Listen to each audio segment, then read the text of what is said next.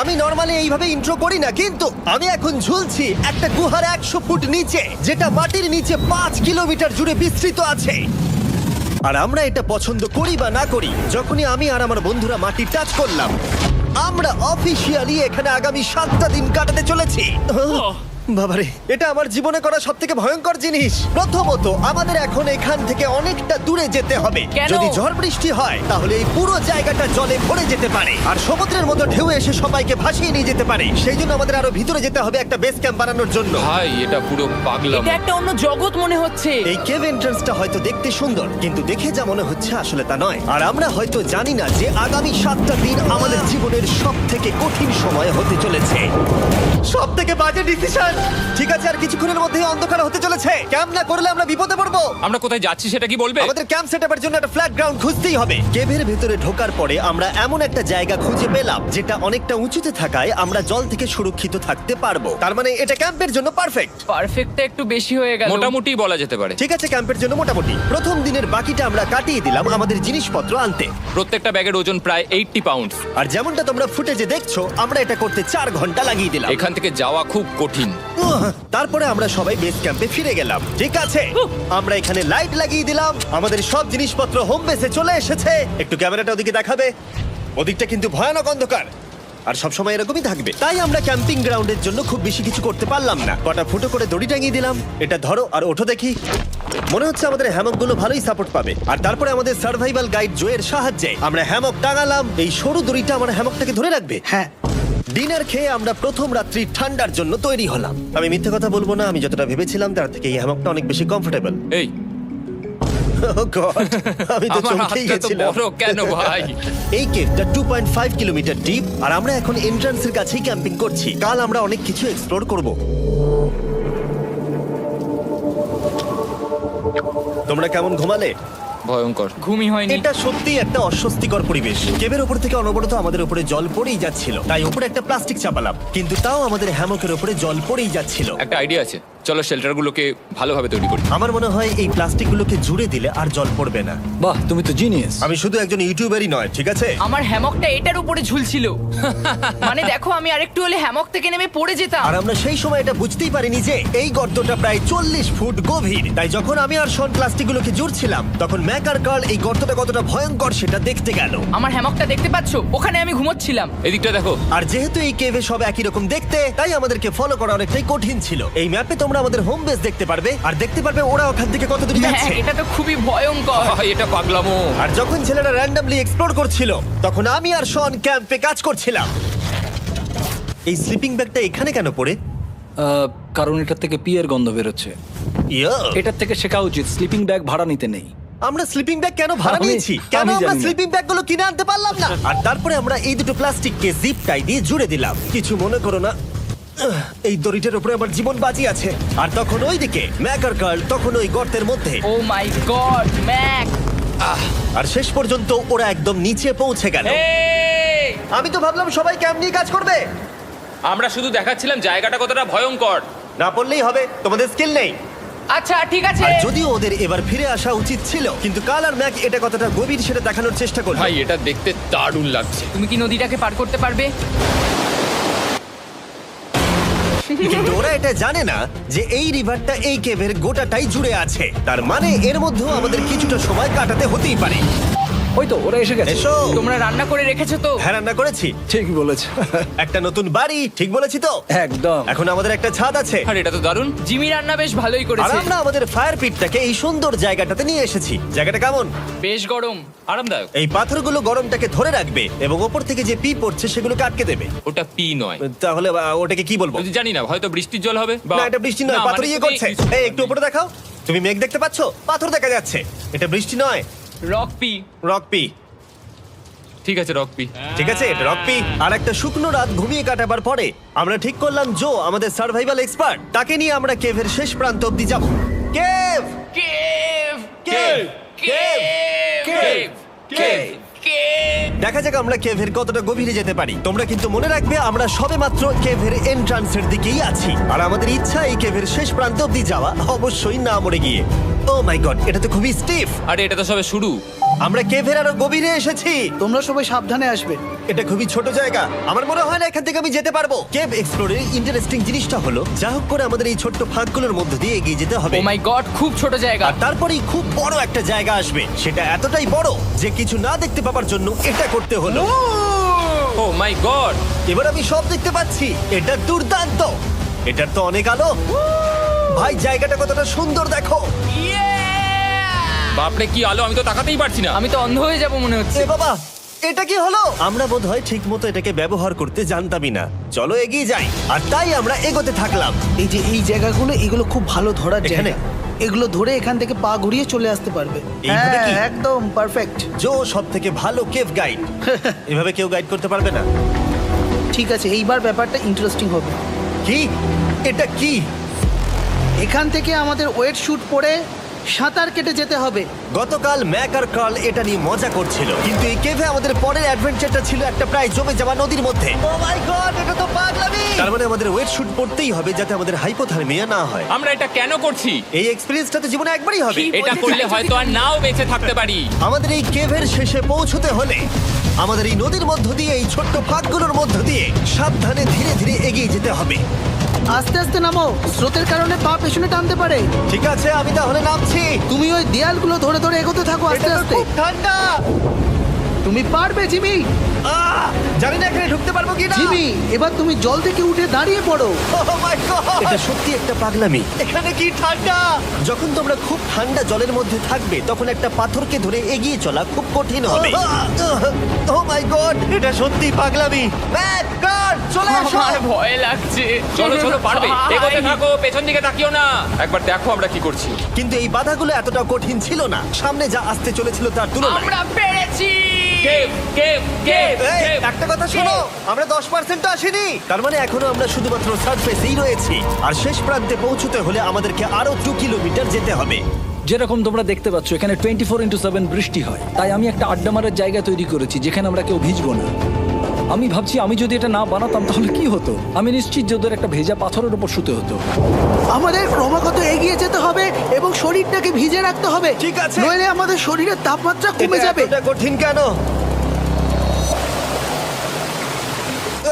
সব থেকে বাজে ব্যাপার হলো আমরা যতটাই দিকে এগোবো ততটাই আমাদের পিছন দিকে ক্যাম্পে ফিরতে হবে। আমাদের পরের বাধাটা হয়তো জলের মধ্যে নয়, কিন্তু তার মানে এটা নয় যে সেটা সহজ হবে। আরে এটা কি মাকড়সার জাল? কিন্তু আমি মাকড়সা দেখতে পাচ্ছি না। তার কেন? মানে ওটা আমাদের উপরে আছে। আরে তোমার গায়ে, তোমার গায়ে। আমার বন্ধুরা বলতে বাজে। এই কেভটা মিস্টার বিস্ট ভিডিওর মতো, যত এগোবে ততই কঠিন হবে। সত্যি কথা বলতে যদি আমাদের সাথে জো না থাকতো আমরা মরেই যেতাম। আর 3 ঘন্টা পরে জো আমাদের জন্য একটা বাজে খবর নিয়ে এলো। জল অনেকটা বেড়ে গেছে আর আমরা অনেকটা সময় লাগিয়ে ফেলেছি, তাই আজকে আমাদের আবার ক্যাম্পে ফিরে যেতে হবে। আমি মানবো না। তুমি সেফটি এক্সপার্টের কথা অমান্য করতে পারো না। আমি এটা মানবো না। সত্যি কথা বলতে আমাদেরকে ফিরতেই হতো, কারণ এর আগে আমরা শুট করতে অনেকটাই সময় নষ্ট করে দিয়েছি। তারপর ফ্লেয়ার নিয়ে খেলেছি, তাই আমরা ফিরে যাচ্ছি আর এই মিশনটা আমরা পরের দিন আবার শুরু করব। শন, আমরা এসে গেছি। আরে তুমি এখানে কি করছিলে? এখন তোমরা কেউ ভিজবে না। আমি তো জানতামই না এই লাইটগুলো আমরা এনেছি। এগুলো দারুণ লাগছে তাই না? দুঃখের বিষয় আজকে আমরা মাত্র 20% এগোতে পেরেছি, কিন্তু বিশ্বাস করো আমরা শেষ পর্যন্ত অবশ্যই যাব আগামী কয়েকদিনের মধ্যেই। আমার মনে হয় না। কোনোদিনই হবে না। আমি তো বললাম। আমরা ডে 4টা রেস্ট নেব আর ডে 5-এ চেষ্টা করব এই কেভের শেষ অবধি যাবার। দেখা যাক কি হয়। ডে 3-তে মজা হলো, কালকে আবার দেখা হচ্ছে। আর কেভের ভিতরে 3টে খুব বাজে রাত কাটাবার পরে পরের দিন সকালে আমাদের মাথায় শুধু একটাই কথা আসছিল। আমার একটা হট শাওয়ার চাই, তবে আমি এখন একটু শান্তি পাবো। ও, এখন শাওয়ার পেলে কিন্তু দারুণ হয়। আমি চান করিনি প্রায় 3-4 দিন হয়ে গেল। তোমরা নিশ্চয়ই জানো কেভের মধ্যে শাওয়ার করা সম্ভব নয়। আমাদের অনেকটা পথ হেঁটে সাবধানে আগের রিভার বেডের কাছে পৌঁছতে হলো। ও মাই গড! আমি আমার ব্রেনকে ফিল করতে পারছি। আমি এভাবে ব্রেনকে ফিল আমার করিনি। কপালটা জমে গেল পুরো। চলো ড্রোন দিয়ে মাথার চুলগুলো শুকিয়ে নি। এদিকে এসো ড্রোন। ও দাঁড়াও দাঁড়াও দাঁড়াও, এটা কিন্তু কাজ করছে। হ্যাঁ, দারুণ কাজ করছে। ড্রোন থাকতে হেয়ার ড্রায়ারের কি দরকার? আর চুল শুকানোর পর আমরা জয়ের সাথে জার্নির প্ল্যান করতে বসলাম। এটা কি জো? এটাই কেভের ম্যাপ। আগেরবার আমাদের থামতে হয়েছিল কারণ জল খুব জোরে বইছিল। এখন বৃষ্টি কম হচ্ছে, তাই কালকে আমরা নিশ্চয়ই এই কেভের শেষে পৌঁছে যাব। এটা ভয়ঙ্কর হতে চলেছে। প্রথমে আমাদের কালকে যেখান দিয়ে গেলাম সেখান দিয়ে আগে যেতে হবে। জলের মধ্যে ঝাঁপ দিতে হবে এবং পাথর দেখে হাঁটতে হবে। এগুলো সবকটা আমরা যদি পার করতে পারি তাহলে আমরা গ্লো ওয়ার্ম চেম্বারে পৌঁছে যাব। কেমন দেখতে তুমি সেটা বলো না, আমি তোমাদেরকে সারপ্রাইজ দিতে চাই। তোমার মনে হয় আমরা পারবো? ওইসব বাদ দাও, আমরা ঠিক কালকে পৌঁছে যাবো। কালকের প্ল্যান আমরা চক আউট করে নিয়েছি। আমরা রেস্ট করছি আর ফেস্টিভ্যাল স্মোর্স খাচ্ছি আমাদের এনার্জি রিগেন করতে। সবাইকে চিয়ার্স। Yippee! জো এই প্রথমবার ফেস্টিভ্যাল ও, স্মোর্স দারুণ। খাচ্ছে। জো সত্যি কথা বলবে। এটা দারুণ, তাহলে ভালো লাগলো? দারুণ লেগেছে। আমরা এই চকলেটটা আগে কেন বের করে নিই? এটা এমনি চকলেটের থেকে 10 গুণ ভালো খেতে। সত্যি কথা বলতে তোমরা যদি ফেস্টিভ্যালের সাথে স্মোর্স ট্রাই না করে থাকো তাহলে তোমরা মিস করছো। কালকে আমরা পুরো কেভটা এক্সপ্লোর করব, দেখা হচ্ছে। তাই আমরা ভালো করে ঘুমানোর চেষ্টা করলাম আর কালকের প্রিপারেশন নিলাম কেভের শেষে যাওয়ার জন্য। আমরা আমাদের জীবনের সবথেকে ডেঞ্জারাস জার্নি করতে চলেছি। ডে 3 এর অভিজ্ঞতা মাথায় রেখে আমরা কম শুট করেছি যাতে আমরা সামনের দিকে তাড়াতাড়ি এগোতে পারি। উহ, জলটা খুব ঠান্ডা। হ্যাঁ, আগের দিনের মতোই, খুব ভালো। এই তো আর যাতে আমরা সবাই বেঁচে ফিরতে পারি তাই জো ছাড়াও আরেকজন সার্ভাইভাল এক্সপার্টকে আমরা নিয়ে এসেছিলাম। এখানেই আমরা ডে 3 তে আটকে গেছিলাম। এখন আমরা কি করব? এবারে আমরা অনেক তাড়াতাড়ি এসেছি। আমাদের পিছনে ঘন অন্ধকার, কোথায় যাব? এই রাস্তাটা অনেক সরু এবং হ্যাঁ। স্রোত প্রচুর বেশি, তাই আমরা দেয়ালগুলো ধরে ধরে আস্তে আস্তে এগোবো। এই যে এইভাবে। Oh হ্যাঁ, God! এই রকটায় জাম্প করো। কয়েকটা ভালো পাথর আছে যেগুলোকে তুমি ধরে এগোতে পারবে। আরে এখানটা তো অনেক অন্ধকার। আমি আর পা পাচ্ছি না, আমি এখন মাটিতে আর পাই পাচ্ছি না। যেহেতু আমরা মাটিতে পা পাচ্ছিলাম না, তার মানে যদি আমরা পাথর ছেড়ে দিই তাহলে এই জলের স্রোত আমাদেরকে ভাসিয়ে নিয়ে যেতে পারে। জো, আমরা কি করব? আমি এটা ধরে এসেছি, তুমি এটা ঠিক ধরো। আছে, আমি তো দেখতেও পাচ্ছি না কোথায় যাচ্ছি। জো, স্রোত আমাকে ভাসিয়ে নিয়ে চলে যাচ্ছে। আমি তুমি করবো কি করে? পারবে, পারবে। শুধু মুখটা এখান থেকে ঢুকিয়ে দাও, আমি হেল্প করছি। এখানে আমি ঢুকবো? হ্যাঁ, এই গর্তের মধ্যে। এই তো, খুব ভালো। এটা আমার জীবনের সবথেকে বিপজ্জনক অ্যাডভেঞ্চার। আমরা এখন কেভের অনেক গভীরে চলে এসেছি আর এবার আমাদের সামনে প্রথম বড় বাধা। এখানে জলের একটা ঘূর্ণাবর্ত আছে, যদি তুমি এর মধ্যে পড়ে যাও তাহলে তোমাকে একদম নিচে নিয়ে চলে যাবে। মানে আমরা পড়ে গেলে মরে যেতে পারি। হ্যাঁ, মানে আমরা মৃত্যুর সাথে খেলা করছি। এটা এতটা বিপজ্জনক হতে পারে আমি সত্যিই ভাবিনি। খুব ভালো। এই তো, তাহলে কি আমার পা এখানে হ্যাঁ, রাখবো? রাখো রাখো। ঠিক আছে, এই তো আমি পেরেছি। এটা আমার ভাবনার থেকেও বেশি কঠিন ছিল। এই নদীটা কতটা শক্তিশালী এই গোটা কেভটাকে তৈরি করেছে। কিন্তু মজার ব্যাপার হলো আমরা পাথরের মতো শক্তিশালী নই। আমি শুধুমাত্র মানুষের মতোই শক্তিশালী। সৌভাগ্যবশত কাল এই অ্যাডভেঞ্চারে লিড করেনি, তার বদলে আমরা একজন অ্যাভেঞ্জার জোকে পেয়েছি। ও কতটা এক্সপার্ট তার প্রমাণ হিসেবে বলতে পারি। সে লিটারালি কতটা ওপর থেকে আমাদেরকে নদীতে ঝাঁপ দিয়ে দেখালো। ও মাই গড, এটা পাগলামি। কে বললো এটা পাগলামি? এটা তো আমার কাছে খুবই সহজ। আমি এটা করব। তুমি কোনোভাবেই এটা করতে পারবে না। আরে কি বলছোটা কি তুমি? আমি এক্ষুনি করতে চাই। চলো যাচ্ছি Joe. Godspeed back. Jimmy আমার সাথে যা যা করেছে তার কাছে এটা তো কিছুই নয়। 3, 2, 1।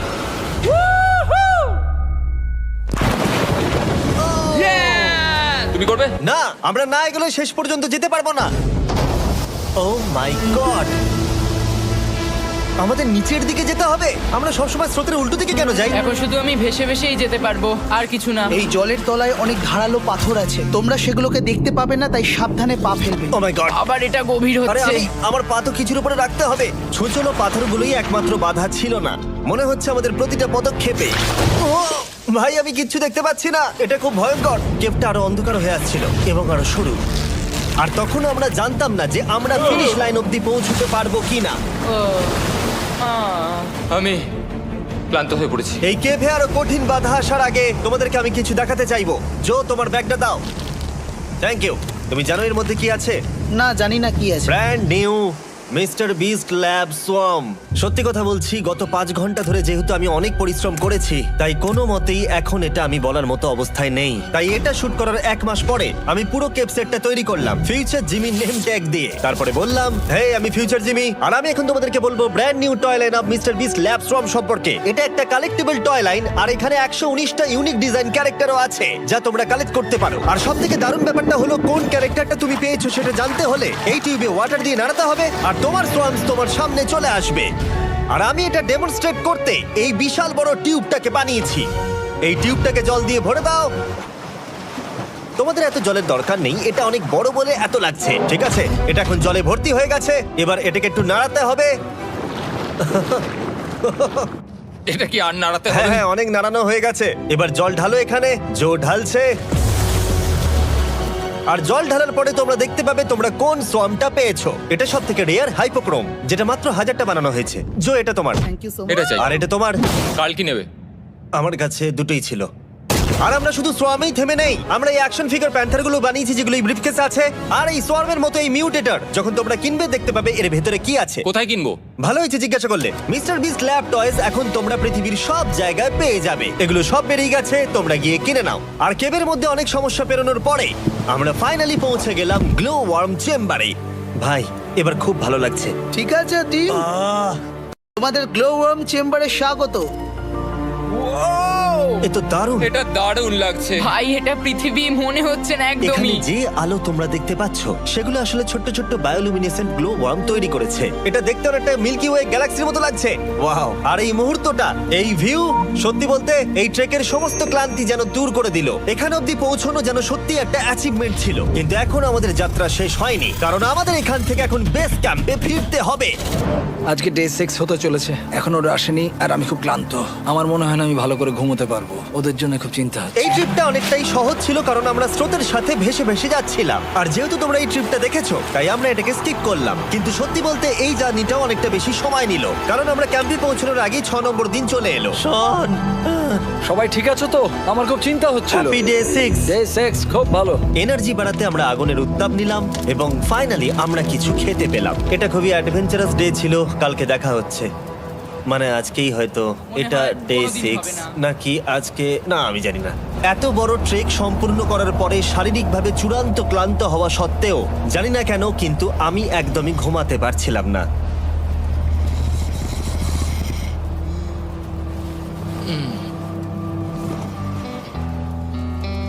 আমি 7 দিন সলিটারি কনফাইনমেন্টে কাটিয়েছি, কবরে কাটিয়েছি, 7 দিন রাফটে থেকেছি। কিন্তু সত্যি কথা বলতে এটা সবার থেকে বেশি কঠিন ছিল, কারণ সব সময় ভিজে, ঠান্ডা, প্রত্যেক মুহূর্তে এই পাথরগুলো শরীরে ব্যথা দিচ্ছে।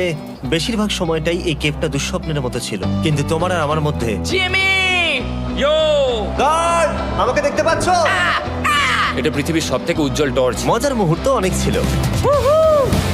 মাটির নিচে 300 ফুট গভীরে অভিযান চালানো থেকে আমাদের সবাই মিলে হ্যামক নিয়ে হাসাহাসি করা সবকিছুই অভিযানের অংশ ছিল। যেহেতু আমাদের সঙ্গ দারুণ, চলো তিমির মতো আওয়াজ করো। তাই এই ভিজে, ঠান্ডা, পাথুরে অদ্ভুত কেভের ট্রিপটা বদলে গেল আমাদের জীবনের সব থেকে সুন্দর মুহূর্তে।